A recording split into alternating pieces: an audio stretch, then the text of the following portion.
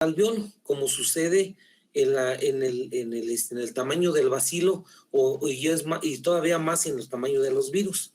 Entonces llega al alveolo y si ustedes recuerdan principalmente en basal periférico subpleural, que es en donde me preguntaban que en dónde era más la prima infección. De ahí recordar que las células que forman al alveolo son los macrófagos, neumocito tipo 1 y tipo 2, y la función de los macrófagos es pues mantener limpio el alveolo. Entonces lo fagocitan y ahí pueden pasar dos cosas. Una es que fagocite el macrófago al bacilo, lo mete al intersticio pulmonar, lo destruye y se forma un nódulo llamado nódulo GON. Si las defensas están bajas, entonces el macrófago también fagocita al bacilo de Koch y lo mete también al intersticio, pero ¿qué pasa? Que el bacilo empieza a multiplicarse dentro de la célula a tal medida de que lo destruye y entonces esta destrucción del macrófago hace que haya lo que se llama el complejo primario de Ranké, es decir, va a haber formación de granuloma, va a haber neumonitis, isuritis y pleuritis. Si ustedes ven, sucede entre 1 y 3 semanas. Esto del PPD lo vamos a ver más adelante en diagnóstico. Entonces, hasta aquí la idea es que se forma el complejo primario de Ranké. ¿En dónde sucede todo este mecanismo? Entre la segunda y tercera zona de West subpleural parailiar. Como también yo les comentaba, si fuera un solo bacilo, pues no se preocupen, el cuerpo se encarga, pero son millones de bacilos los que llegan, es decir, como está en esta parte, son millones de bacilos los que llegan y entonces en región basal periférica subpleural es donde sucede esta situación. De ahí, otra vez, si las defensas están bien, aquí se empiezan a formar los nódulos GON, es decir, las calcificaciones que vamos a ver después en las radiografías y que pueden ser pues de por vida, ya no se pueden quitar. Pero ¿qué pasa si las defensas están bajas? Lo que habíamos comentado anteriormente. Si las defensas están bajas, entonces se forma el complejo primario de Ranké. ¿Qué es el complejo primario de Ranké? Es el nódulo GON más la neumonitis, la linfadenitis y la linfangitis. Al formarse el complejo primario de Ranké es el comienzo de la enfermedad, que va a tratar, como dice aquí, va a producir compresión bronquial, atelectasias, atrapamiento aéreo e infección de las vías respiratorias tuberculosa. ¿Qué es lo que pasa entonces aquí? Que el bacilo va a tratar de buscar la tierra prometida, es decir, de aquí de la región, entre la segunda y la tercera zona de West, de aquí va a tratar de irse a la tierra prometida, que por eso hablábamos del Aztlán y del Tenochtitlan. Aquí es Tenochtitlan y aquí es el Aztlán. Entonces busca varios caminos y eso le llamamos formas clínicas de tuberculosis, que va a ser pregunta de examen. A ver, de enfermedad tuberculosa, ¿cuáles son las formas clínicas? Uno es el complejo primario de Ranké, que sucede aquí. De ahí trata de llegar a la tierra prometida por varios caminos. El camino más fácil es meterse a los bronquios e irse a la primera zona de West, que es la forma más aireada, el lugar más aireado del cuerpo. Y cuando va pasando por aquí, produce lo que ahorita acabamos de ver, neumonitis, inflamación, necrosis, obstrucción, y eso le vamos a llamar neumonía o neumonitis tuberculosa, se manifiesta como una pulmonía y va avanzando hasta llegar acá. El segundo lugar de avance es a través de los ganglios linfáticos que están aquí en el ilio, que ya vimos cómo es el sistema linfático pulmonar. Entonces, en todos los ganglios de aquí, el sistema linfático los va infartando, se van haciendo adenopatías y se le llama tuberculosis ganglionar. Cuando un ganglio explota así como si fuera un volcán y empiezan a salir bacilos, le llamamos escrófula. Escrófula. Después, otros bacilos pues se quedan aquí y aquí causan el problema de tuberculosis, es decir, ahí hacen su nido y empiezan a hacer su colonia, pero no con las mismas características que en la tierra prometida. Otros se van por la pleura y entonces se llama derrame pleural tuberculoso o tuberculosis pleural. y otros se van por los vasos sanguíneos, que no nada más llegan aquí, solo se van extrapulmonarmente. Es decir, se llama la forma linfohematógena, que es la más grave.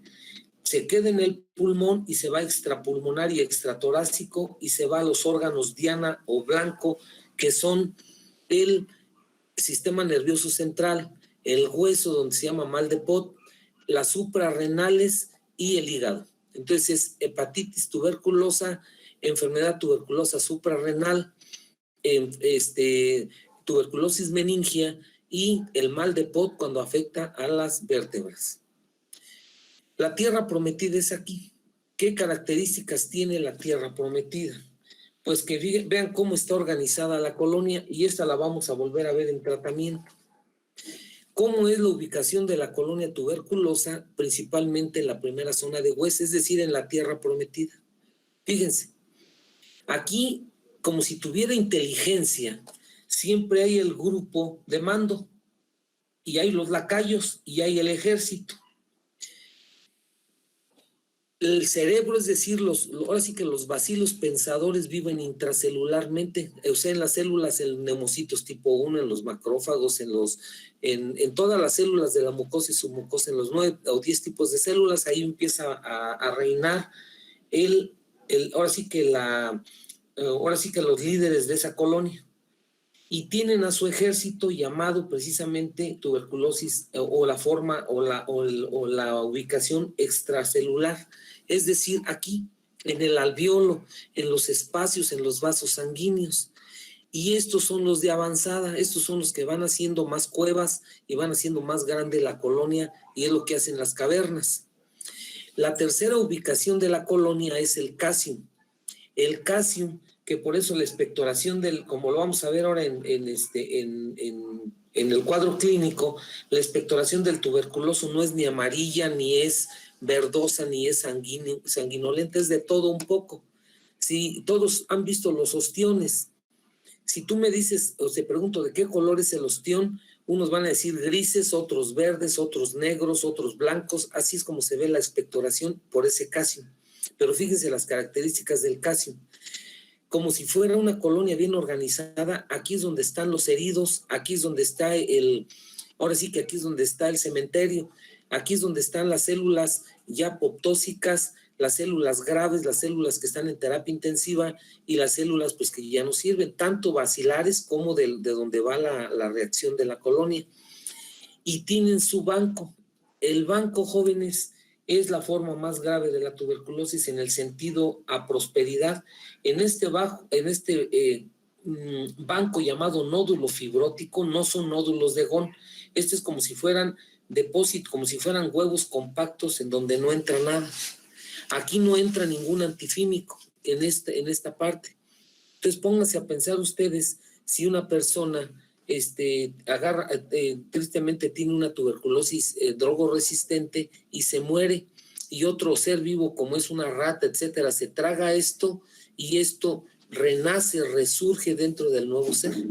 O sea que esto es como si fuera, haz de cuenta, futuro, es como si pusiera ahí depósitos de bacilos para el futuro, que pueden durar años, ¿sí? O lustros vivos, porque esto es semipermeable o prácticamente impermeable, y aquí no hay metabolismo. Entonces, la ubicación de los bacilos en una colonia es extracelular, intracelular, casium y nódulos fibróticos. Esto lo vamos a retomar cuando veamos el tratamiento, porque precisamente un tratamiento es aquí, otro tratamiento es acá y otro tratamiento es en el casium. Es decir, uno va a atacar intracelular, extracelular en el casium, y ningún antifímico actúa en el nódulo fibrótico. Esa es la tristeza de esto. Entonces, la otra situación es la siguiente. Vamos a ver esta parte que es precisamente, voy a retrasar tantito para que la entiendan. Vamos a hablar un momento, un paréntesis, que es el PPD. Fíjate bien, si un paciente tuvo contacto con el bacilo, aunque lo haya destruido y tenga nódulo Gón, si tú le haces esta prueba va a salir positiva. Y si la tuberculosis se vuelve ahora sí una enfermedad, no una infección, ¿sí? El PPD puede salir positivo o puede salir negativo. ¿Por qué? ¿Por qué le dio tuberculosis? Pues porque tiene las defensas bajas. Y si estamos midiendo las defensas del huésped, pues la PPD sale una falsa negativa. Porque, pues, ¿por qué le dio la tuberculosis? Porque no tiene defensas. Y esto está pasando ahorita con las pruebas del IgG, IgM en el COVID, que por qué le sale negativa y por qué salió positivo a uno y luego negativa, pues porque no tiene defensa, está tan jodido el huésped que no puede crear anticuerpos o defensas para seguir defendiéndose pues del bacilo. ¿Y cuándo lo debes de hacer? De 3 a 12 semanas. Si lo haces las primeras 2 semanas, sale negativo porque todavía no existen las reacciones para poder salir positivo. ¿Qué es el PPD? Se llama derivado proteico purificado. El derivado proteico purificado es el producto del suero de un cobayo o actualmente de otra persona tuberculosa que tiene anticuerpos. Entonces, esos anticuerpos son extraídos de esa persona y se aplican con la reacción de PPD o la reacción de Mantoux, que después la vamos a ver. Entonces, hasta ahorita nada más es que entiendas que aquí ya las defensas, según si están bien o están bajas, puede salir falsa, negativa o positiva. Y entonces, ahora sí entendemos esta parte. La exposición al bacilo va a ocasionar, pues lógicamente, una respuesta inmunológica, ¿sí? Que va a ser inmediata y tardía. La inmediata es la reacción entre anticuerpos, acuérdense, es un oral y es celular que va a ser hasta después de la tercera semana. Y por eso se llama hipersensibilidad retardada. Y cuando ya está formado el granuloma, el nódulo GON, o existe la enfermedad, es cuando va a estar el PPD positivo. Más adelante les va a quedar más claro todo esto, igual que lo de la radiografía. Entonces, hasta aquí, doctores, ¿cuál es el objetivo o qué es lo que me interesa de esta parte? Que entiendan qué es infección y qué es enfermedad. Infección nadie la puede evitar, es el contacto con el bacilo, formación de nódulos de GON o granulomas tuberculosos. Si las defensas del huésped están bajas o por alguna razón es tierra fértil, empieza la destrucción de los macrófagos y se forma la enfermedad tuberculosa, que su primera forma se llama, ¿cómo? Se llama complejo primario de Ranque. Complejo primario de Ranque. Ajá, ese complejo primario de Ranque, más para el otro lado. A ver, quita eso de ahí, a ver, ya.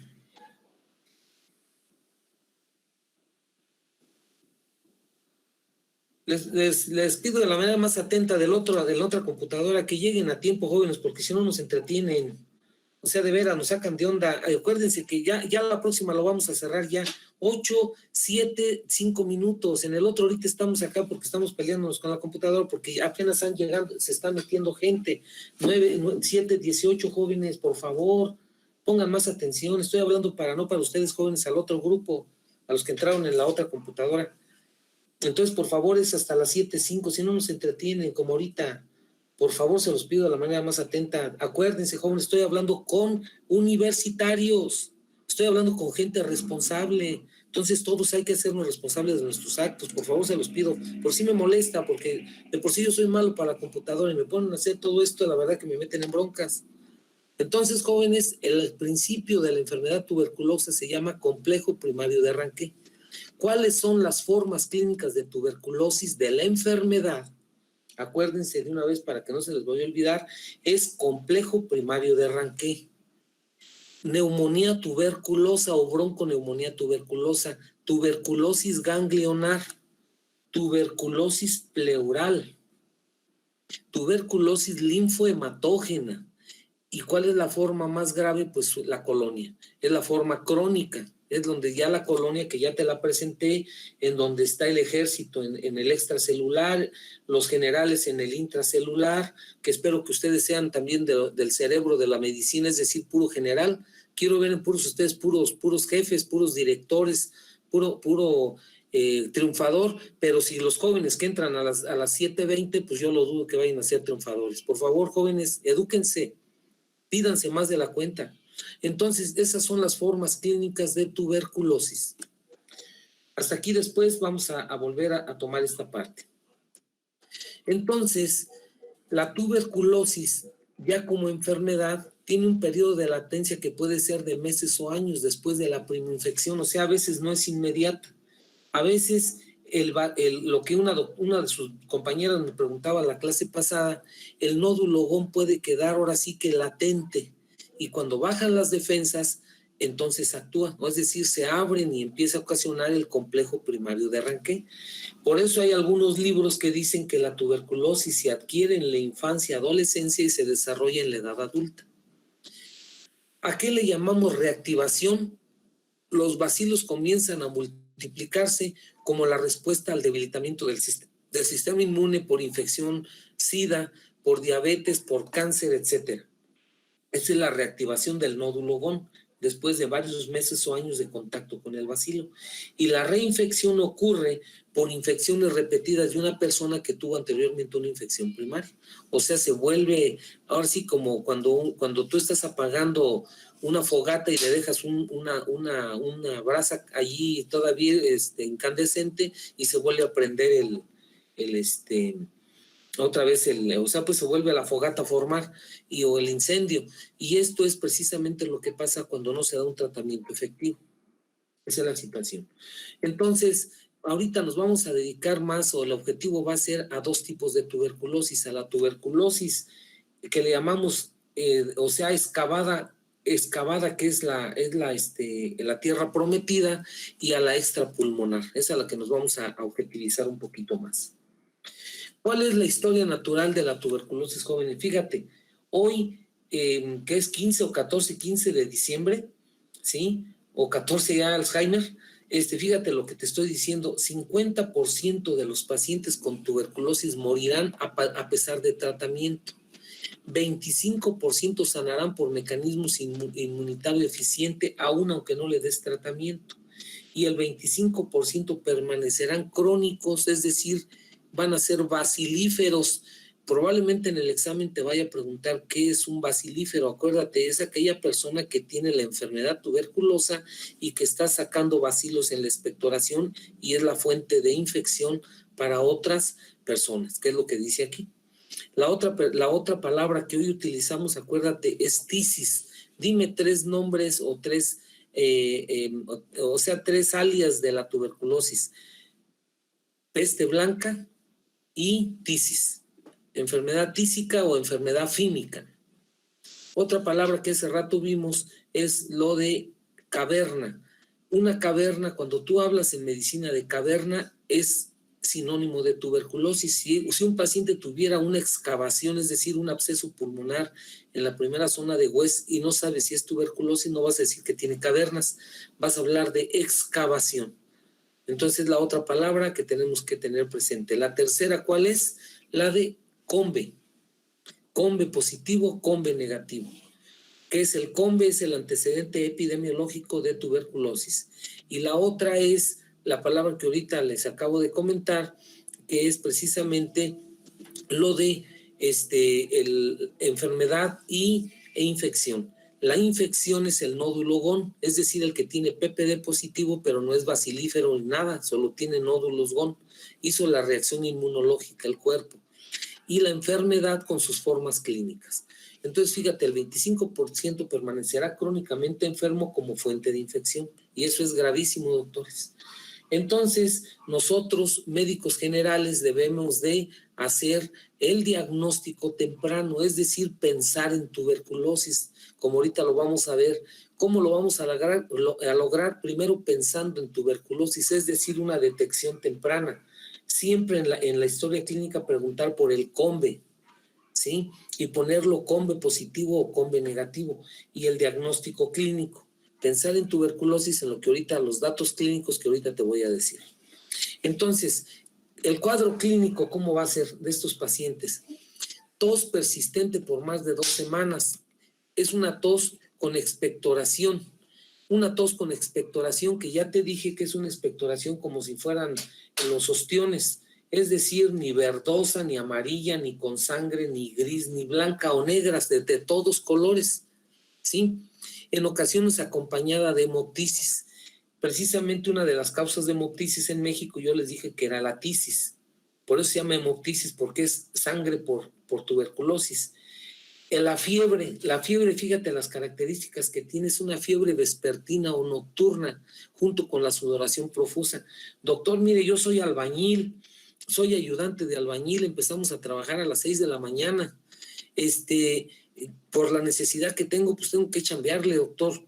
Llego a trabajar y me toca andar con los bultos del cemento para arriba y para abajo y con los botes de la mezcla, etcétera. Y le echo muchas ganas, pero como a las 3 de la tarde empiezo con una sudoración muy fuerte o nocturna, y la otra me empieza a dar fiebre, me empiezo a sentir con astenia y adinamia, me empiezo a sentir muy mal, mareado, sin nada de fuerzas, con ganas de irme a dormir. Ni hambre me da, doctor. Llego a su casa como a las 6 de la tarde y lo primero que hago es meterme a la cama, tomar mucha agua y el taco, si es que tengo para comer, me lo trago. Y sucede que en la noche me dice mi familia que tengo fiebre alta, que empiezo a sudar, que tengo taquicardia, que estoy sudando mucho, y me ponen el termómetro y tengo 38 y medio, 39 grados de temperatura. Y como no como, doctor, he perdido mucho peso. Esos son los síntomas y signos principales del paciente tuberculoso. Es decir, que si a ti te llega un paciente, acuérdate la definición de bronquitis crónica, una persona que tiene tos con expectoración más de 3 meses por 2 años consecutivos, es bronquítico crónico. Pero si no fumó, no tiene antecedentes de biomasa, no tiene antecedentes de asma, lo que debes de pensar es en tuberculosis, y más si tiene expectoración con las características que ya te comenté. Aquí lo tienes, el fenotipo del paciente tuberculoso. ¿Se acuerdan del Libertador de América?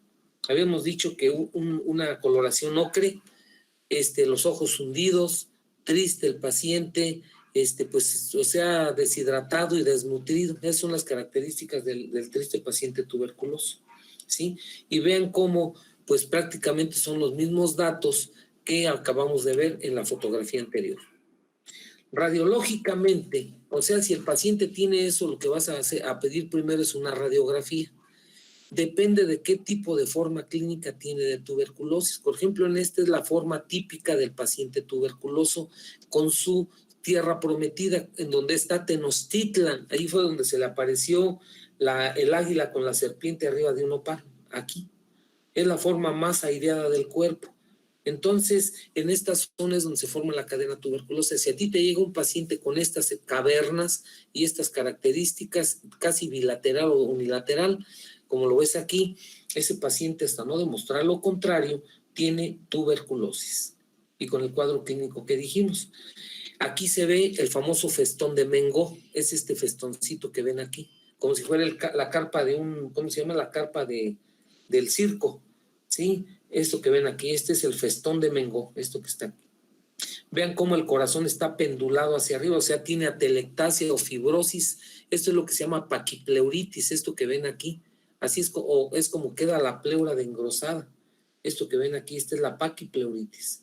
Todo esto igual que acá. Es el casquete pleural o paquipleuritis. ¿Sí? Las excavaciones, y vean cómo parece, y esos trazos de fibrosis donde alan hacia arriba y hacia el lugar donde está el problema, todo el mediastino. Es decir, el mediastino lo alteran completamente, y el festón de Mengó, que ya habíamos comentado. Ese es el clásico. Pero en ocasiones vas a ver esto donde la primera zona de West es principalmente adelante del corazón. Entonces, esto está adelante del corazón. Es decir, este es un paciente que ha estado acostado mucho tiempo, y entonces en la primera zona de West, te vuelvo a insistir, está abajo del esternón, pero adelante del corazón. Le tomas una tomografía y ves aquí, por ejemplo, en la del lado derecho, en esta de acá, vean cómo tiene 2 formas clínicas de tuberculosis, la excavada y todos los puntitos que ves, todos los puntos. Eso es la característica de la tuberculosis linfohematógena, esos puntitos que ven aquí. Esos aumentos de densidad, pisiformes, ¿sí? O micronodulares, múltiples, ¿sí? Pero fíjate cómo aquí tiene una caverna, o sea que tuvo linfohematógena y la tierra prometida. Entonces así es la tuberculosis linfohematógena. Y el del lado izquierdo, de su mano izquierda, vean cómo es la forma excavada y tiene neumonía tuberculosa, ¿sí? De la forma excavada del lado izquierdo y neumonía tuberculosa, y también tiene un poco de ¿cómo se llama? De patrón miliar, es decir, de aumento de densidad micronodular. Acá tienen otra forma, está hecho pomada el pulmón. El bacilo tuberculoso prácticamente destruye al parénquima pulmonar, como si fuera de ese queso gruyère, en donde le hacen agujeritos por todos lados, ¿sí? Esos agujeritos que le ponen por todos lados parece queso, esas son las cavernas. Vean cómo está deshecho este pulmón. De aquí, a esto le llamamos vaciamiento pulmonar, como si fuera una bula gigante. Este está deshecho completamente por la tuberculosis. Del lado derecho y del lado izquierdo, vean cómo tiene múltiples excavaciones y la neumonitis. Es decir, así es como acaban los pulmones de un paciente tuberculoso. Vean esa caverna y la ponen en más grande, ¿sí? Donde hay paquipleuritis, en donde hay esa caverna, vean cómo tiene las paredes muy gruesas y en su interior puede estar ocupada. En ocasiones ya cuando está la tuberculosis muy grave, o ya después de la tuberculosis, aquí puede ser cueva para aspergillus, así es como se ve la imagen de aspergilosis broncopulmonar alérgico y de aspergiloma. Acuérdense que el aspergillus es un hongo, entonces el aspergillus te da esta imagen, ¿sí? Cuando eso se ve en un paciente de tuberculosis, entonces tiene tuberculosis más aspergiloma, y esos a veces sangran, ese es el aspergiloma. Bien, entonces vamos a recapitular. Ya viste cuadro clínico, ya le hiciste una radiografía y una tomografía. Hasta aquí la sospecha grande es que sea tuberculosis. ¿Qué le vas a hacer? La prueba de PPD. ¿Qué dijimos que era el PPD? El derivado proteico purificado. El derivado proteico purificado, ya les había dicho que es el suero de una persona o de un cobayo, casi siempre es un cobayo o un ratón, en el cual extraen el suero de su sangre y lo liodifican, después lo purifican, y por eso se llama derivado proteico purificado. Esas proteínas se las aplicas en el antebrazo del lado izquierdo, y le aplicas 5 unidades de tuberculina. Cuando le aplicas 5 unidades de tuberculina, se llama reacción de Mantoux. Mantoux, dicen los François. Entonces, la reacción de Mantoux o de Mantoux es la aplicación de 5 unidades de tuberculina. Y esta la vas a leer, a las 48-72 horas. Acuérdate que vas a ver su proceso de inmunidad humoral y celular. Si tú recuerdas, la reacción rápida de la anafilaxia dura las primeras 48 horas y después de las 72 horas ya empieza la reacción lenta de la anafilaxia, que ya es celular. Entonces, aquí lo que vas a medir no es lo que se ponga rojo, solo lo que se ponga piel naranja, pero hasta las 48 y las 72 horas. Si esa ampulita se queda así, entonces tú vas a medirla en forma de cruz, es decir, a lo largo del brazo y perpendicular del brazo. Y entonces vas a decir que el PPD tiene tanto por tanto, y sacas la media. Para eso es esta prueba. Entonces, nuevamente lo digo, le aplicas la tuberculina, a las 48-72 horas vas a leer esa piel naranja que se forma, y la vas a medir a lo largo del brazo y perpendicular del brazo, y vas a decir, si un ejemplo, aquí midió 20 milímetros y aquí 22 milímetros, entonces la media de las dos son 11 milímetros.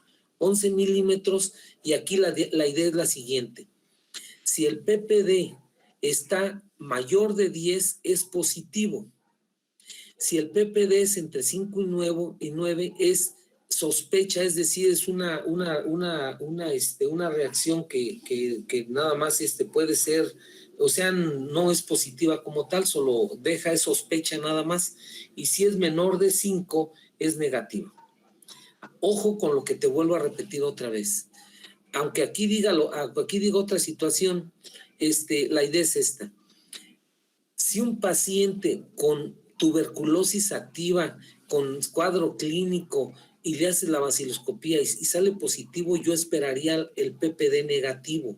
¿Por qué? Porque es anérgico, no te va a hacer respuesta. ¿Por qué no te hace respuesta? Pues porque le dio tuberculosis, por lo mismo, por eso no tienes reacción a la tuberculosis. Por eso la prueba del Mantoux o de la tuberculina no es diagnóstico de tuberculosis, es diagnóstico que le aplicaron la vacuna, el bacilo Calmette-Guerin, el BCG, o tiene primo infección tuberculosa, por alguna razón tuvo contacto con el bacilo. Para que les quede claro, si ahorita yo me hago un PPD, a mí me va a salir positivo porque toda mi vida he convivido con tuberculosos. Ustedes, doctores, si se lo hacen, yo te aseguro que andan entre 5 y 9 milímetros todos. ¿Por qué? Porque ya han entrado a hospitales. Bueno, los que nunca han pisado un hospital, pues son negativos. Y si les aplicaron el BCG, va a estar entre 5 y 9, o sea, como sospecha nada más. Pero positiva es cuando es arriba de 10 milímetros. 10 milímetros es cuando es positiva la prueba. Después vamos a hacer otra vez énfasis en esto. La tiene la reacción de Mantoux. Si es positiva, ¿sí? Con vacuna y sin vacuna, si es con vacuna va a ser menor de 10 milímetros, pero va a salir positivo, tiene la infección. Pero si es negativa, ¿sí? Puede ser que el problema sea, aunque aquí esta reacción está hecha en países de primer mundo, donde ellos dicen que no hay tuberculosis. Nosotros en el instituto, aquí lo ponemos cuando es negativa, hasta no puede ser que sea la enfermedad o simplemente nunca ha tenido contacto con el bacilo, como lo dice aquí, un inmunocompetente o pacientes que sí son negativos per se. Bien. Entonces ya le hiciste el PPD, ya le hiciste la radiografía y ya le hiciste el cuadro clínico. Tú sigues pensando que tu paciente tiene tuberculosis. ¿Qué le vas a pedir? En expectoración o en esputo le vas a hacer 3 baciloscopías, 3 BAR, búsqueda de bacilos ácido alcohol resistentes, o BK, BAR o BK, como dice aquí. Fíjate cómo es lo de BAR o BK. Le vas a pedir 3 muestras, pero una diaria. Si las 3 primeras muestras te salen negativas, le vuelves a pedir otras 3 baciloscopías. Y si te vuelven a salir negativas, entonces ya mejor le pides el cultivo. A las baciloscopías le hacemos la técnica de Ziel-Nielsen y el cultivo se llama Lowenstein-Jensen. Te lo repito otra vez. Tú ya le hiciste una radiografía al paciente, ya le hiciste el cuadro clínico y el PPD, y tú sigues pensando que tu paciente tiene tuberculosis. ¿Qué le vas a hacer? En expectoración o en esputo, pedir 3 baciloscopías o 3 BAR, búsqueda de bacilos ácido alcohol resistente.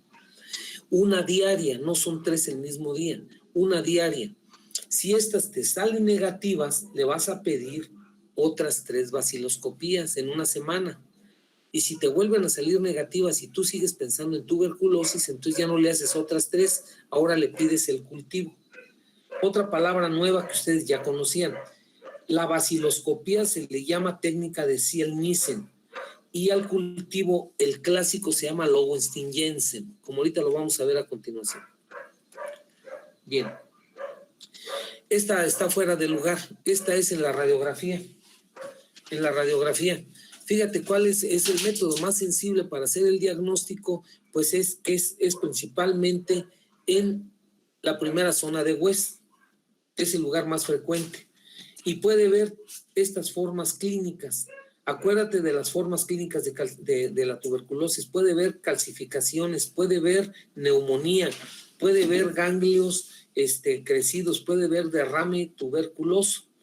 Por eso dicen por ahí que cuál es la forma clínica patognomónica de tuberculosis, es la gran simuladora, te puede dar todas estas. Pero la única que sí puede concordar con tuberculosis es cuando encuentras las cavernas en la primera zona de West.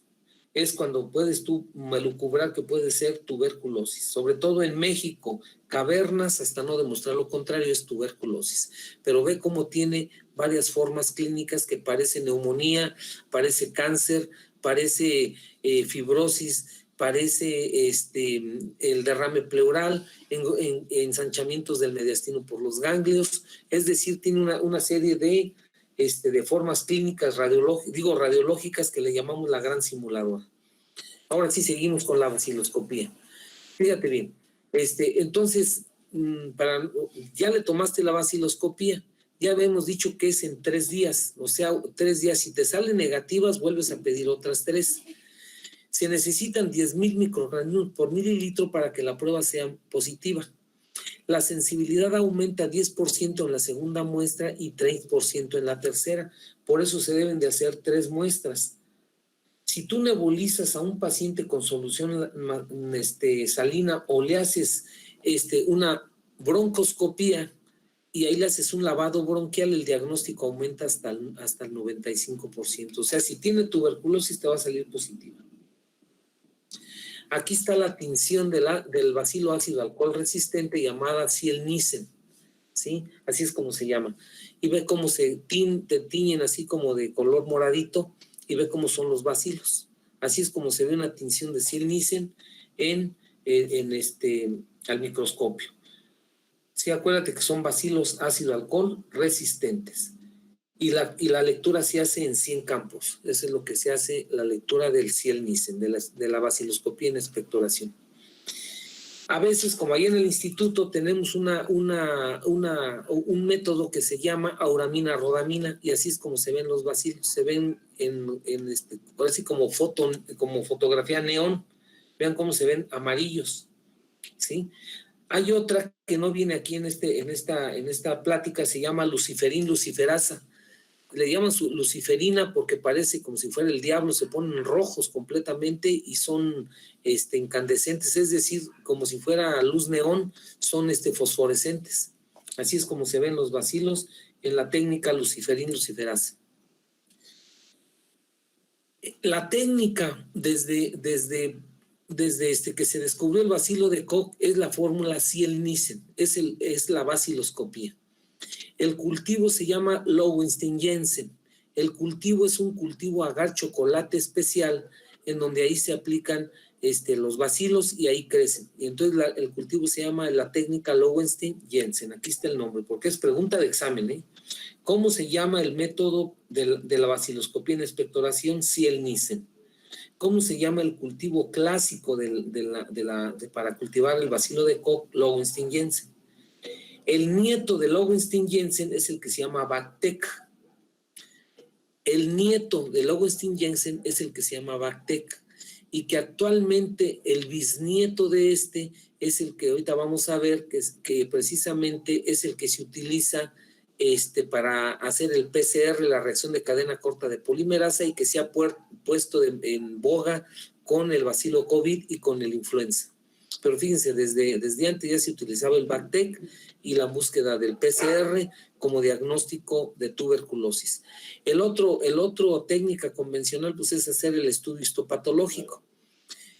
El estudio histopatológico de la colonia tuberculosa son granulomas caseosos con células gigantes tipo Langhans.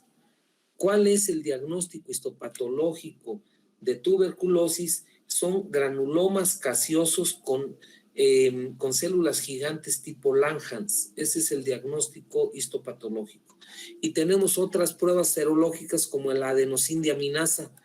Esa adenosina-diaminasa o desaminasa lo hacemos para diagnóstico de líquido pleural o de líquido pericárdico para descartar o afirmar tuberculosis. Entonces, voy a regresarme para ir a cómo van las cosas. Entonces, esta tinción ácido alcohol resistente, su nombre, ¿cuál es? Es Ciel-Nissen. ¿Cómo se escribe Ciel-Nissen? Aquí lo tienen.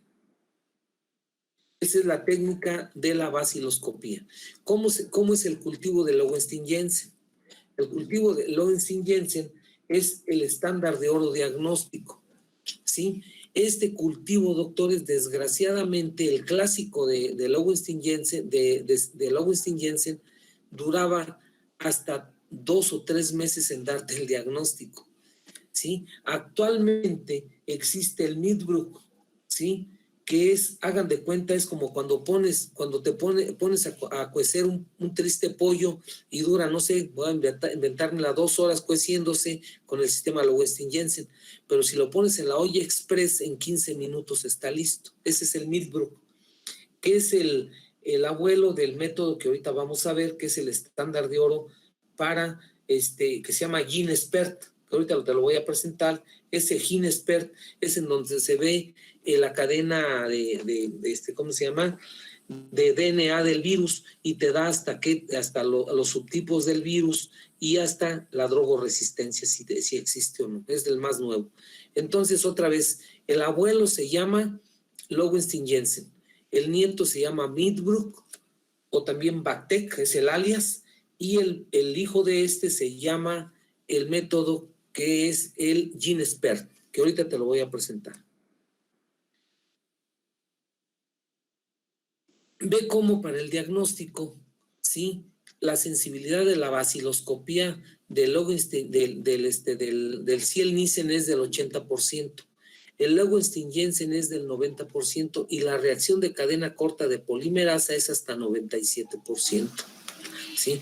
Ya es un método ya de radioinmunoensayo, pues que es más sofisticado, que ustedes ya conocen, los vieron en histología.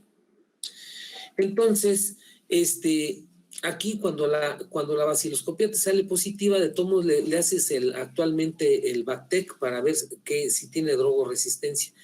El resultado te lo van a dar o negativo o positivo en cruces, 1 cruz, 2 cruces, 3 cruces, 4 cruces, dependiendo del número de bacilos por campo. Lógicamente, el que tiene 3 cruces, pues es bacilífero. El que tiene 1 cruz, pues tiene poca carga bacilar y a veces no es bacilífero. Aquí tenemos de la tinción de uramina rodamina, que es la que se pone como luz neón amarilla. Es buena, el método es sensible y específico para tuberculosis, y es una tinción de Ziel-Nielsen especializada, pero no lo hay en todos lados. Entonces, nada más se las menciono por si la leen, sepan de qué estamos hablando. ¿Sí? El cultivo, como hace rato te comentaba, tarda hasta 3 meses, pero el Bactec es como si fuera la olla express, esa en 2 a 4 semanas, en 15 días ya tienes el diagnóstico.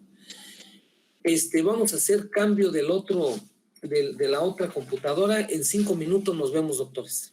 Gracias.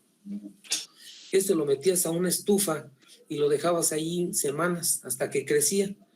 Y el Midbrook, el que se mete al Bactec, es un sistema en el cual crece rápidamente si es que es pues positivo, y va también en modelos, el modelo 7H12, el 7H12, 1112, actualmente vamos en el 40, o sea, va avanzando pues la tecnología, sí, como que ves en el 460 Bactec, en el cual pues es una maravilla de aparato. Como ves aquí está el método, pero fíjate, la fecha desde 1979, en otros países la teníamos. Nosotros en el instituto, fíjate que somos la sede de la tuberculosis. El primero que lo tuvimos fue en 1996, ¿sí? O sea, 20 años después de que se descubrió, y era nuestro juguetito, era nuestro orgullo tener un Bactec, ¿sí? Como te comento, lo puedes hacer en cualquier parte o sea, no nada más en la expectoración, lo puedes hacer en líquidos, en el líquido peritoneal, en el derrame pleural, o en cualquier tejido del cuerpo. Esta lectura es por fuente de luz ultravioleta, y como te decía, a veces es un resultado rápido cuando la técnica es manual, y cuando quedan dudas hasta 5 días tardan para dártelo. Es una técnica no invasiva, ¿sí? Totalmente automatizada, y el problema es que es muy caro y no todos los hospitales de la República lo tienen. La baciloscopía te van a dar, como ya te había dicho, el resultado en cruces, 1 cruz, 2 cruces, 3 cruces, negativo o contaminado. Nada más para que quede la reacción de cadena corta de polimerasa. ¿sí? La reacción de cadena corta de polimerasa PCR, que actualmente se utiliza también para el virus de la influenza y también para el virus del COVID, aquí está la técnica y las ventajas. Detecta y amplifica una secuencia genómica del DNA o el RNA, ¿sí? Por el sistema Midgroup o Ampiclor o con otros, sea un virus, sea una bacteria, sea un hongo o sea la tuberculosis. Permite identificar en el caso de la tuberculosis, pues el mismo, es muy sensible y muy específico, ¿sí? Y como hace rato les comentaba, se puede hacer en esputo, en líquido pleural, en líquido peritoneal y la sensibilidad es casi del 100%. ¿Qué inconveniente tiene? Que hay problemas de contaminación ambiental con los fragmentos del DNA y RNA y a veces te da falsos positivos. Es lo mismo que en la prueba de PCR del COVID. El costo es elevado. Si ahorita nada más preguntas cuánto cuesta el PCR de transcriptasa reversa, o sea, de tiempo real, para el COVID te cuesta casi 5,000 pesos. Y lo mismo cuesta para la tuberculosis.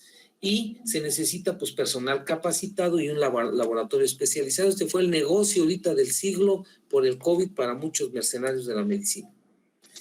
Entonces, el PCR es como te da prácticamente los pedacitos del genoma del bacilo, y esto pues te permite pues hacer qué tipo de bacilo es. Y actualmente, que se llama el Ampiclor, el RFLP, ya te da hasta el primer apellido, el segundo apelativo del virus, es decir, ya te dice de los 150 y tantos tipos o subtipos del que ahora se llama complejo del Mycobacterium tuberculosis, como es el caso del complejo MAC, del Mycobacterium intracelular, te da precisamente sus características. Conclusiones. Las pruebas moleculares pueden ser un apoyo importante para el diagnóstico de la tuberculosis. En la clínica, la reacción de cadena corta de polimerasa es una herramienta muy valiosa, pero nunca definitiva para el diagnóstico. Desde el punto de vista epidemiológico, la información de las pruebas moleculares es única e invaluable. En otros aspectos, identificación, aislamiento y detección de la resistencia se requieren más estudios. Todavía existen problemas para que las pruebas moleculares puedan usarse a nivel general. Te puedo decir que en todo Michoacán nada más tenemos una sola máquina de esta, que es la máquina que ahorita te presenté, la de Bactec. Nada más hay una y eso es de la Secretaría de Salud. El ISSSTE, el seguro, no tiene. Perdón, ya me fui. Esta de aquí, Julia, no la vi. Esta es la que hay pocas. Ahora te voy a presentar el nuevo juguetito que tenemos y que lo han hecho ahorita, como más bien los hospitales privados lo tienen, que es el que te comentaba, que es el que actualmente se utiliza y que es el método de GeneXpert. ¿Qué es el GeneXpert? Prueba molecular completamente automatizada de amplificación del ácido nucleico. Haz de cuenta que en una licuadora pusiste el Bactec, pusiste el PCR y el radioinmunoensayo, y todas eso es una prueba molecular y se llama GeneXpert, así es como se llama el método. Simultáneamente detecta al Mycobacterium y su resistencia a la rifampicina o a otras drogas. Provee resultados en menos de 2 horas desde la recepción de la muestra. Esta es la que ahorita actualmente es la que se utiliza para el diagnóstico de la pandemia. Purifica, concentra y amplifica mediante la prueba PCR rápida en tiempo real o de transcriptasa reversa, e identifica secuencias del ácido nucleico específicas del genoma tuberculoso o del virus. Y este es el aparatito. Y aquí lo tienen. Todo está automatizado, la bronca es tenerlo. Son varios millones de pesos lo que cuesta, no está así de chiquita, no crean que si esté chiquita, es grandísima la máquina. Pero así es como se lo hacen, pues, para que vean cómo meten ahí todo lo que son el sistema que se utiliza, el ensamble que tiene, etcétera, y el método.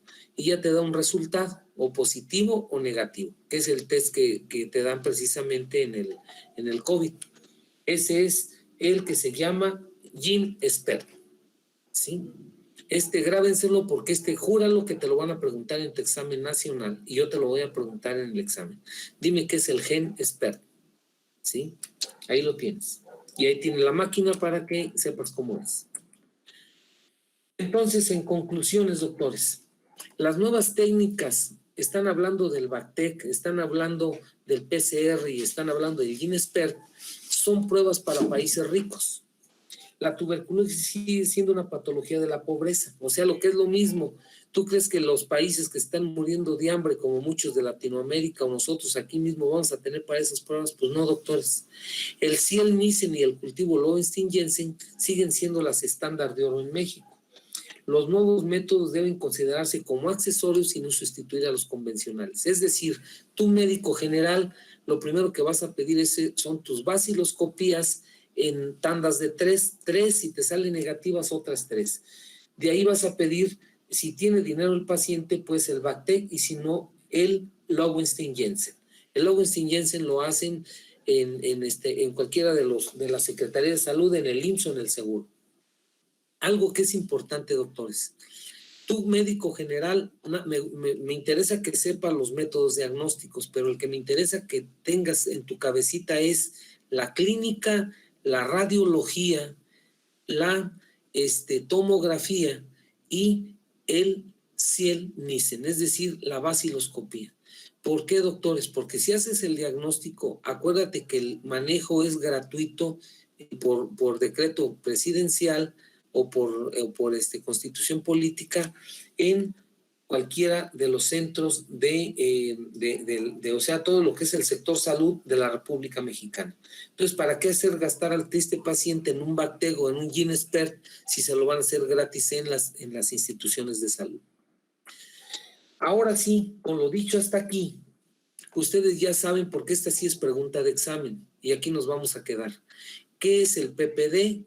¿Qué es el COMBE? ¿Qué es la vaciloscopía y la radiografía, o sea, con patognomónica de tuberculosis? Entonces, la American Thoracic Society divide en 5 clases la tuberculosis. Y esa te la vas a aprender de memoria. Está bien fácil que te la aprendas y ahorita lo vas a ver. Fíjate bien. Clase 0, COMBE negativo, PPD negativo. Clase 1, COMBE positivo, PPD negativo. ¿Sí? Fíjate lo que dice, COMBE positivo, PPD negativo. Ustedes ahorita pueden ser aquí, si no te has hecho el PPD, tú eres clase 1. El clase 2 es COMBE positivo, y si ya te hiciste el PPD y estás positivo, quiere decir que ya tuviste el nódulo GON. La clase 3 es la enfermedad, fíjate lo que dice, ¿eh? Dice, es cuando la vaciloscopía está positiva, ¿sí? El PPD está positivo y radiológicamente positivo, o sea, en la enfermedad. Y aquí el PPD puede estar o positivo o negativo. Aquí le hiciste el Ciel Nissen o el Lowenstein-Jensen o el BACTEC y te salió positivo. Y aquí el PPD, insisto, puede ser positivo o puede ser negativo. Es la clase 3, es la enfermedad. La clase 4 son secuelas, es cuando la radiografía está positiva, el PPD siempre va a estar positivo porque ya tiene memoria inmunológica y es para toda la vida, pero la vaciloscopía va a estar negativa al igual que el cultivo. Y la clase 5 es cuando te llega un paciente y tú crees que tiene tuberculosis, se llama sospecha. No deben de pasar 2 meses para que la clase 5 la reclasifiques, porque si no ya es mucho tiempo y acuérdate que son bacilíferos. Vamos a volverla a repetir para los que no les quedó claro. Para entender esta clasificación de ATS, tienes que entender qué es el PPD, qué es el COMBE y qué es la vaciloscopía y la radiología. Clase 0 es COMBE negativo, PPD negativo. Ese es lo que todos los países quisieran tener. Clase 0 de tuberculosis. ¿Qué es la clase 1? Aquella persona que ha estado en contacto con pacientes tuberculosos. Aquí entra todo el equipo de salud, todo, incluyendo ustedes que ya pisaron alguna clínica alguna vez. Entonces, espero que ya la visiten más frecuentemente. Con B positivo, si todavía no te haces el PPD, eres clase 1, pero ya eres clase 1, o sea, quiere decir que ya tuviste contacto. Si ya te hiciste el PPD y estás positivo, indica que ya tienes nódulo GON. Y aquí estoy yo, en esta, y pienso quedarme en esta, en la clase 2. La clase 3 es la enfermedad, es el que tiene baciloscopía positiva, radiológicamente positiva, y el PPD puede estar o positivo o negativo. Acuérdate que el derivado proteico purificado, cuando aplica 5 unidades, se llama reacción de Mantoux, porque te lo puedo preguntar en el examen.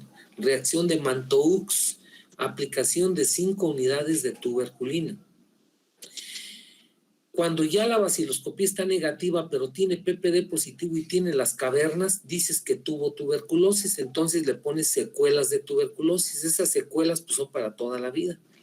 Sí, es como cuando en un lugar los topos o los ratones hicieron cuevas, esas cuevas ya ahí se quedan para toda la vida. Y cuando tú sospechas de tuberculosis, le vas a llamar sospecha de enfermedad. ¿Sí? Eso es lo que vamos a hacer. En la próxima clase vamos a ver los objetivos del tratamiento, o sea, el tratamiento de la tuberculosis. Lo vamos a ver el próximo jueves. Entonces, hasta aquí. Vamos ahora con la sección 20. ¿Alguna pregunta o comentario? Doctores de la sección 20. ¿Sí están presentes? Doctor, ¿podría repetirnos un poquito lo de la radiografía? Si no me quedó muy claro. Aparte de las cavernas, ¿hay otra cosa? Pero a ver, primero usted dígame qué le dijeron el año, usted es de cuarto año, ¿verdad? Dígame qué le dijeron el año pasado su profesor y qué le dijo el profesor de radiología en tuberculosis. Híjoles, no tuvimos muchas clases de radiografía, pero igual sé que es, ¿cómo se llama? Una caverna en la zona 1 de West, es lo que nos dijo, pero de ahí tengo más dudas. Ajá.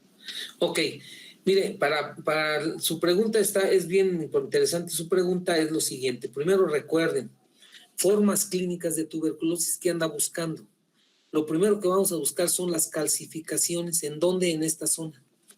En esta zona, claro, puede ser izquierda o derecha, como es este caso. Miren, aquí está. Ahí están los nódulos GON. Aquí está uno, acá está otro, acá está otro. ¿Ya? Esos serían los nódulos GON, serían las calcificaciones. Pero ¿qué pasa? Dijimos que cuando empieza el complejo primario de arranque es el comienzo de la enfermedad. ¿Por dónde se ve el bacilo? Por los bronquios. Entonces hay que pensar en neumonía tuberculosa, en la pleura, derrame pleural tuberculoso. ¿En dónde más? En los ganglios linfáticos, como es esto que ven aquí.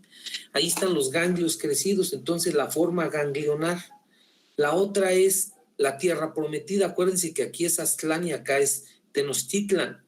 Entonces, cuando ven a Tenochtitlan, pues son aztecas, ¿verdad? O son mexicas, o sea, es lo mismo que son tuberculosis. Estas son las cavernas tuberculosas.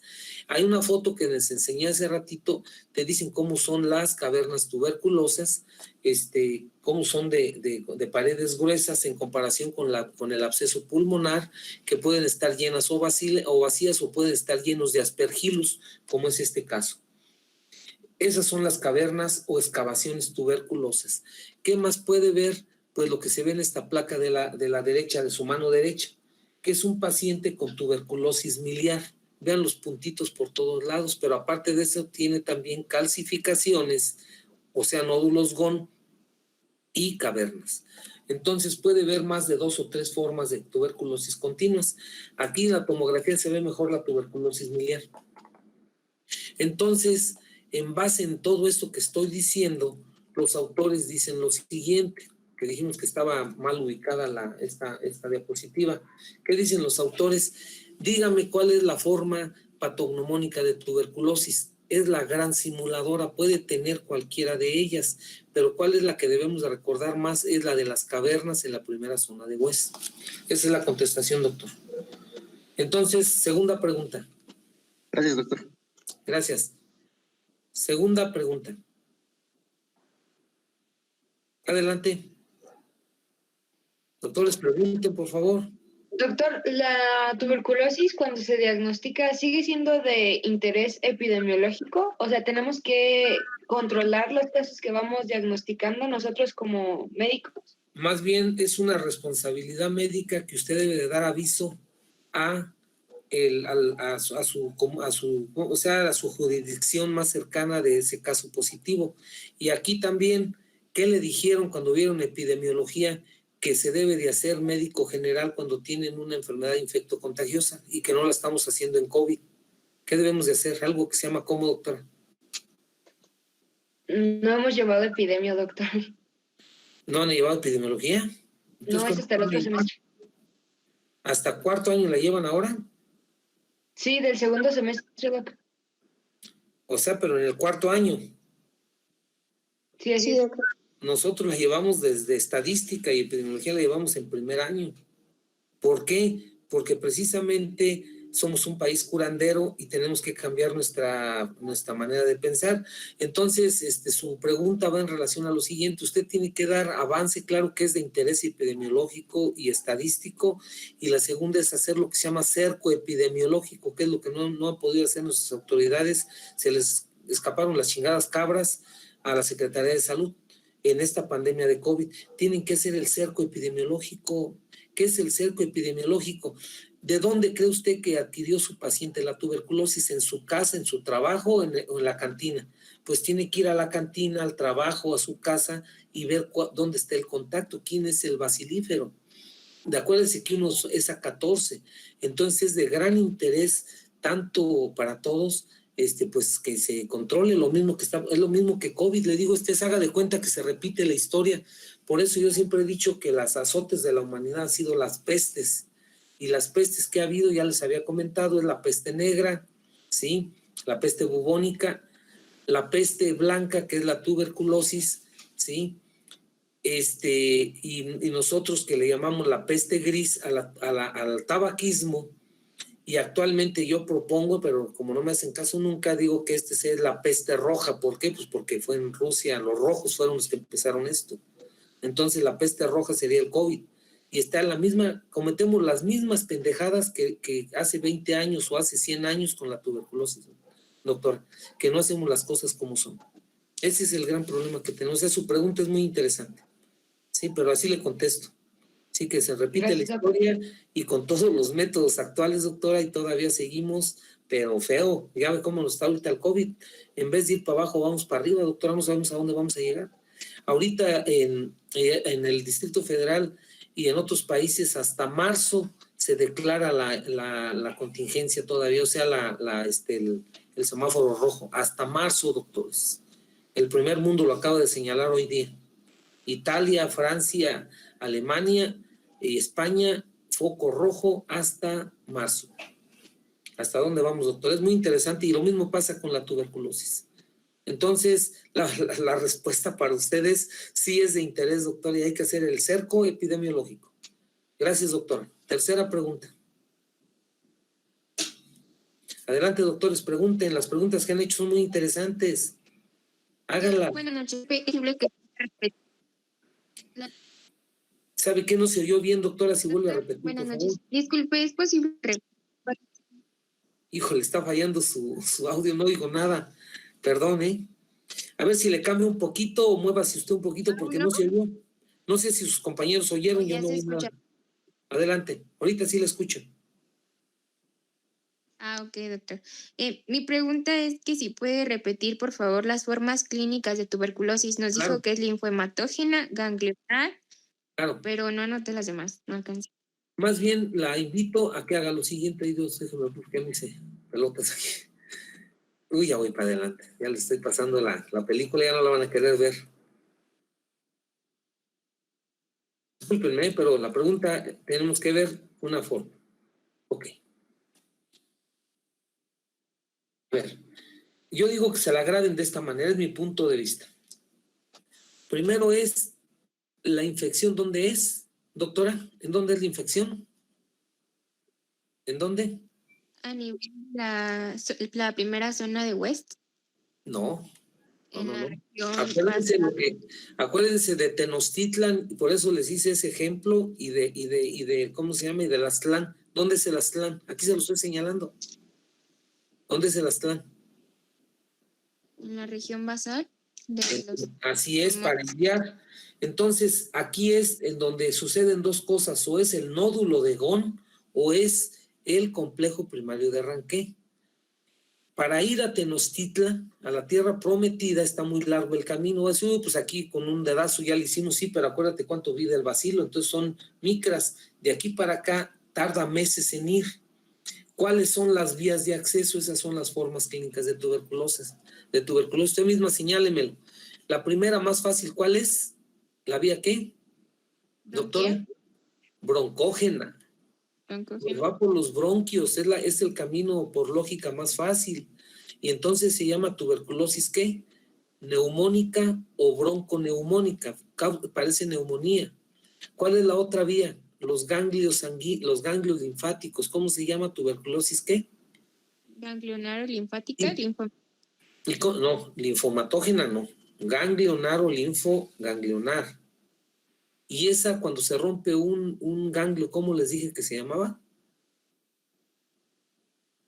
linfohematógena, no sé. Escrófula. Escrófula. Escrófula.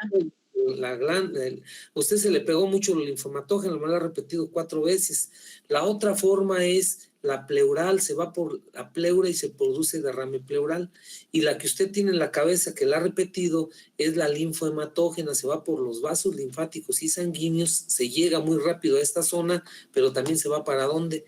Para el cerebro, para el hígado, para las suprarrenales y para los huesos. Y entonces se llama extratorácica o extrapulmonar. Esas son las formas clínicas de tuberculosis y lógicamente la de la tierra prometida, o sea, la última sería Tenochtitlan, en donde ya les dije cómo es la colonia, que es muy sofisticada, extracelular, intracelular, el calcium y los nódulos fibróticos, es decir, tienen hospital, tienen cementerio, tienen los soldados acá invadiendo, tienen el cerebro que nomás están haciendo hepatos intracelularmente y tienen banco. ¿Sí? Esa es la otra pregunta de examen. Dígame cómo es la ubicación de la población basilar en Tenochtitlan. Intracelular, extracelular, calcium y nódulos fibróticos. Que eso, si entienden esto, doctores, me van a entender por qué utilizamos 3 o 4 drogas para la tuberculosis, porque unos actúan aquí, otros actúan acá y otros acá. Y ninguno en el nódulo fibrótico. Cuarta pregunta. Gracias, doctora. Gracias. Cuarta pregunta.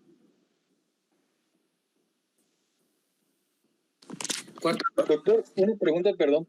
¿Esta ubicación de la población basilar se presenta simultáneamente, es decir, las 4 al mismo tiempo? Claro, doctor. O sea, esto es al mismo tiempo. Claro que si no es una tierra fértil, a lo mejor todo está hecho pelotas aquí, pero en Tenochtitlan así está. ¿Sí? Claro que este es un ejemplo. Tiene años, cuando yo era residente, esta salió en una revista y aquí la tengo.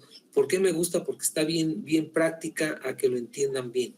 Aquí están los jefes, acá están los lacayos, aquí está el cementerio, aquí está el hospital y acá está el banco. Una colonia, y actualmente el complejo de Mycobacterium tuberculosis, acá tienen los esclavos, acá arriba, doctores, por aquí arriba, para que primero las defensas, maten a los esclavos y ellos siguen adelante.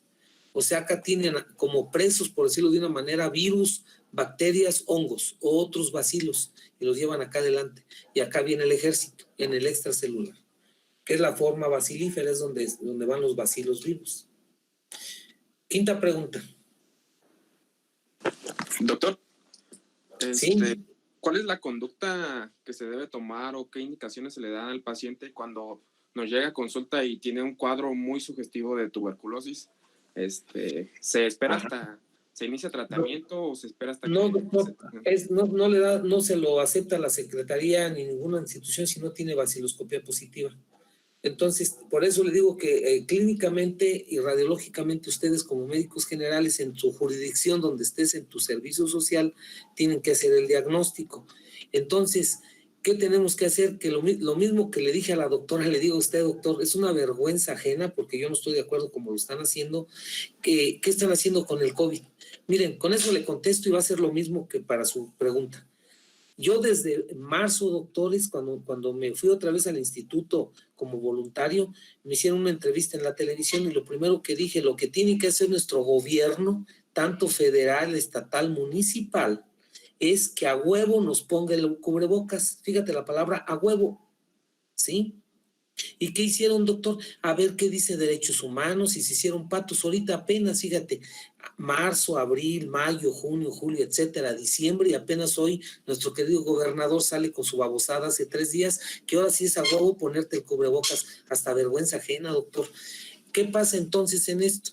El paciente, ¿qué le va a hacer usted? Pues aislarlo. Lo primero que tiene que hacer es que se ponga un cubrebocas, que no escupa en el piso y que esté aislado en lo que le dan el resultado. Una vez que le dé el resultado, doctor, pues el tratamiento. Su pregunta es bien interesante porque, mire, después de que usted le empiece el tratamiento, todavía pasan 2 meses para que deje de ser bacilífero. Fíjese lo que estoy diciendo. Usted le inicia hoy el tratamiento antifímico y todavía en febrero sigue siendo bacilífero. Después se los explico. Entonces, doctor, su pregunta es bien profunda y la verdad que es vergüenza ajena. Le digo que el virus del COVID nos viene a decir que estamos haciendo, nos viene a recordar al mundo que estamos haciendo malas cosas en medicina preventiva, doctor. Así nada más, y no nada más en México, en muchos lados del mundo. Entonces, pues tristeza y vergüenza ajena. Sexta pregunta. Gracias, doctor. Gracias, doctor. Sexta pregunta. Adelante, doctores. Ya no hay preguntas, doctores, entonces la abrimos a todos. Se abre al general. Adelante. Tampoco. Doctor, Sí, doctor. ¿nos puede repetir las características de la expectoración en estos pacientes? Lo primero que yo le preguntaré a usted es lo siguiente, doctora. ¿Sí ha visto usted un ostión? Sí, doctor. ¿Sí? Para primero ostión y todo el mundo dice guaca, la verdad casi nadie le gusta. Eso es lo primero, ¿verdad? Bueno, aquí en esta foto de aquí se ve muy, muy amarilla, pero la expectoración no es tanto así, doctores. La expectoración es de todos colores, gris, verde, amarilla, negra y roja. Es decir, puede estar hemoptoica, puede estar amarillenta, dependiendo de la pregunta que me hizo el doctor, de la colonia, qué parte está expectorando. Está expectorando en la zona caseosa, está expectorando la zona del extracelular, y entonces así es la flema, doctor. O sea, son sui generis. Otra característica, el olor, yo nunca le he probado, pero el olor sí. El olor no es desagradable, el olor del paciente tuberculoso. Huele, doctores, como el zumo de naranja. Sí, ahora que tengas una naranja en tus manos, exprímele la cáscara, o sea, nada más exprime la cáscara y ese zumo de naranja sí huele la expectoración del paciente tuberculoso. Le puedo decir que ahora sí como Can, cuando entro al cuarto de un paciente neumópata, ya nomás de olerlo te puedo decir más o menos por dónde anda su bronca. Aunque no me crean, ¿eh? Entonces el paciente tuberculoso tiene un olor sui generis, así como cuando alguien tiene un absceso pulmonar y que huele a perro muerto, que eso también dice guácala, nunca se me vuelve a olvidar el olor ahí, así también, así son las características, doctor.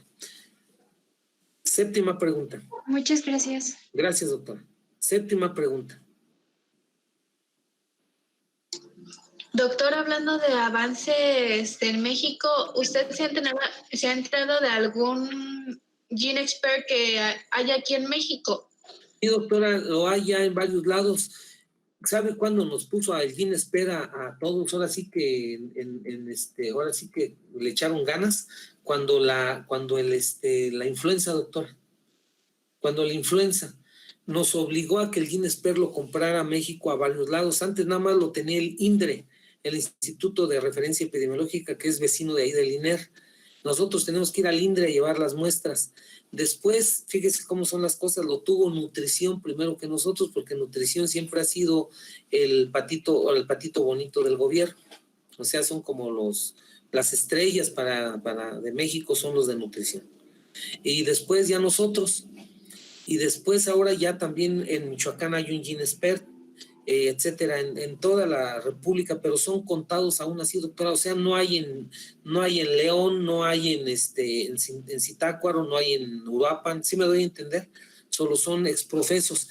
Aquí en Morelia, hasta donde yo sé, el que tenía el GINESPER lo tenía nada más el Star Médica, ni siquiera ni la Secretaría ni nadie. La Secretaría lo que tiene es el otro, el anterior, el abuelito de este. El papá de este, que es el que les había dicho, ¿cómo se llama? El Bactec. Ese sí lo tiene la Secretaría de Salud, ¿sí? Que no está tan sofisticado como el GINESPER, el Bactec.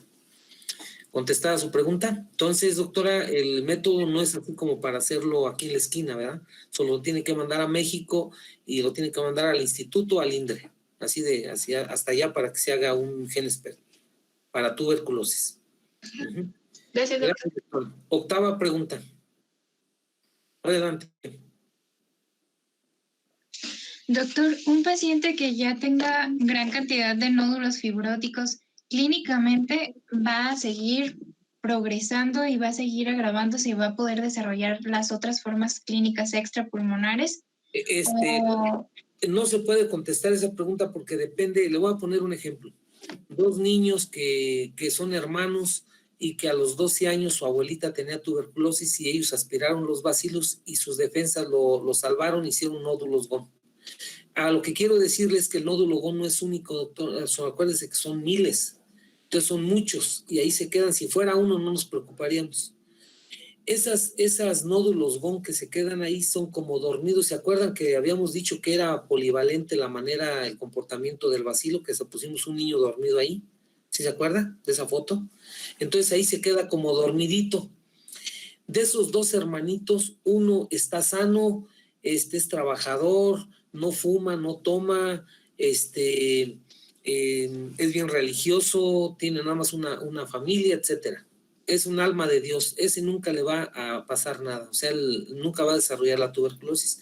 Pero el hermanito fue la oveja negra de la familia, es un cabroncito, drogadicto, después desgraciadamente desarrolla diabetes, ya tiene 2 factores y luego fuma, ¿sí? Y pues también le entra al alcoholito. Entonces tiene alcoholismo, tabaquismo y diabetes, ¿sí? Si es que no pescó el VIH. Esa persona cuando tenga 25, 28 años va a tener una tuberculosis drogoresistente. Hasta allá se va la situación. Entonces, doctora, ese nódulo queda dormido para la eternidad, pero los que quedan para siempre son los nódulos fibróticos, no confundirlos. El nódulo fibrótico es el banco de la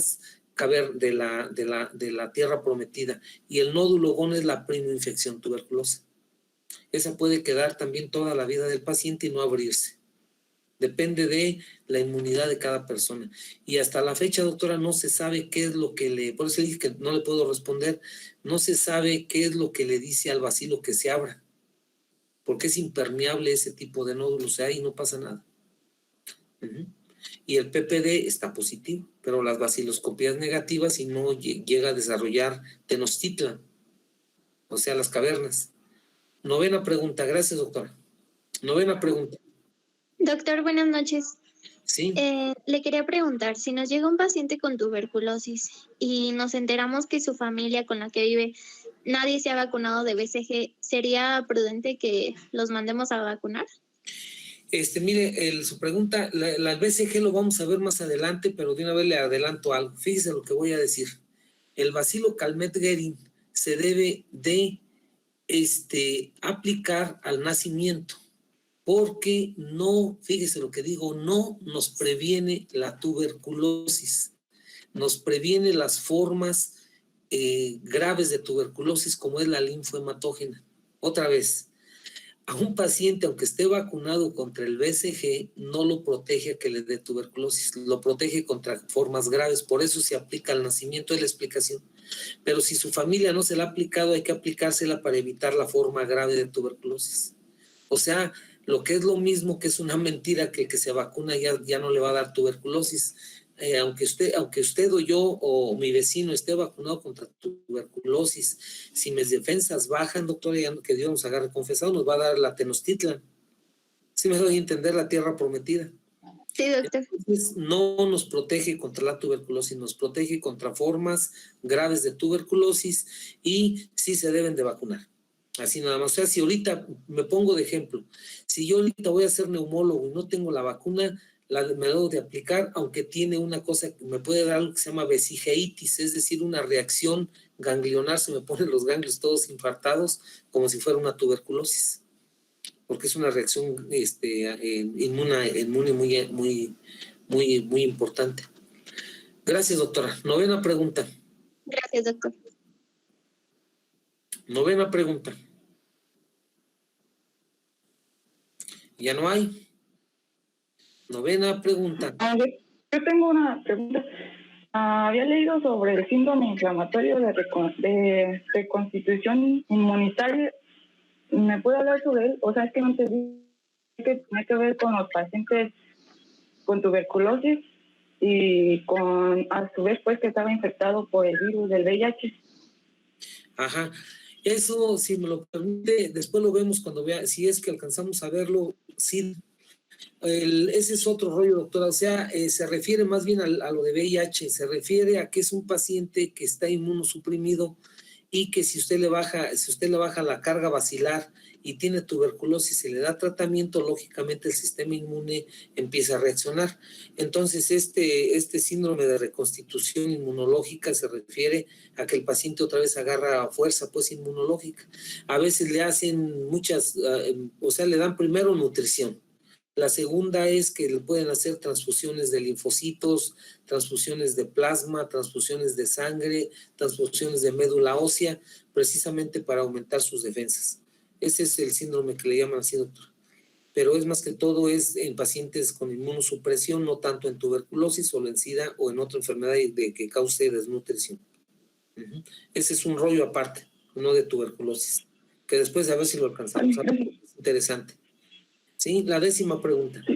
Doctor. Sí. ¿Hay alguna terapia profiláctica para evitar formas graves de la enfermedad en pacientes con SIDA? No, doctora, más que muchos dan el Jaime, pero es como ahorita lo mismo. Le digo que el virus del COVID nos vino a recordar un montón de cosas. Usted ahorita métase tantito a la literatura del tratamiento preventivo de COVID y dicen que le den ivermectina, que le den ¿cómo se llama? Antivirales, que le dé antibióticos, que le dé etcétera, que le dé esteroides o que le dé anticoagulantes, ¿sí? Pero si todavía no saben si lo tiene o no, doctora, no sé, preventivamente no se puede. Lo que le hacen, lo que dice en la literatura es que le den Jaime. Sí, dale Jaime, que es uno de los tratamientos, 100 miligramos diarios, crónicamente. Pero aún así, doctora, no lo previene. Es lo mismo que me preguntaba la doctora, si no le han puesto la vacuna BCG, póngasela al paciente VIH. Y hay que nutrirlo. Miren, el maestro Révora, que era uno de los fisiólogos más reconocidos en México, que él se formó en Francia, él traía la escuela francesa.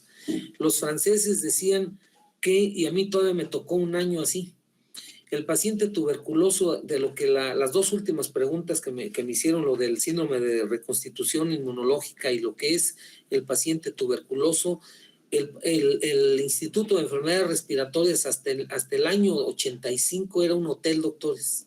Es decir, el paciente se internaba y duraba hasta 6 meses internado. Fíjate lo que estoy hablando. 6 meses. ¿Para qué? Para evitar que contagiara a gente de fuera por lo bacilífero, y segundo es para que se tomara el medicamento y nutrirlo. Es decir, que la madre de todas las enfermedades se llama desnutrición.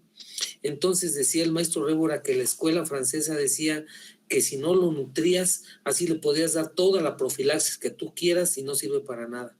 Lo mismo si el paciente tiene linfocitos bajos, los CD4 bajo, la relación CD4-CD8 baja, pues es lógico que hasta, como dicen por ahí, al perro más flaco hasta más se le pegan las pulgas. O sea, lo que es lo mismo, cualquier infección se le va a pegar al paciente que tiene inmunológicamente depresión. Entonces, ahí, doctora, es pues darle de comer, etcétera, pero no hay una manera de prevenirlo como tal.